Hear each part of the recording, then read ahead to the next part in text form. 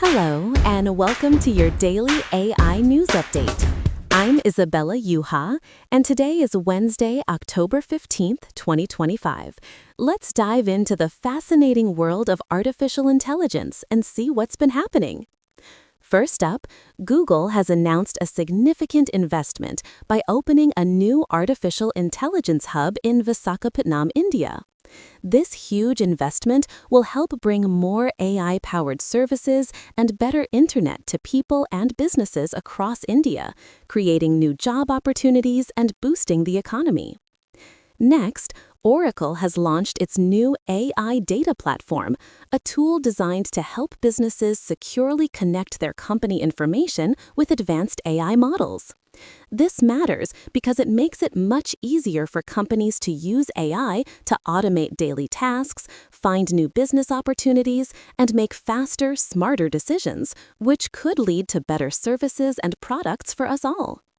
Moving on to wearable tech, Oura, the company behind the popular health tracking smart rings, has raised over $900 million in new funding. This money will help Oura develop even more advanced health features for their smart rings, offering people better ways to understand and manage their personal well-being by connecting with other health applications.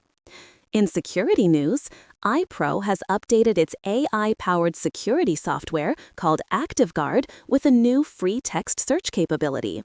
This means that security teams can now easily find specific events and video footage by simply typing what they're looking for, such as fire engine or person who fell down, making surveillance systems much more efficient and responsive.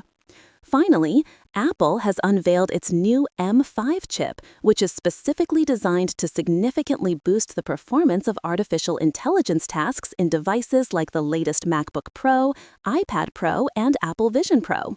For everyday users, this means that AI features on Apple devices, like generating images or powering Apple Intelligence, will run much faster and more smoothly, making our daily tasks and creative projects more powerful and efficient. That's it for now. Thanks for tuning in.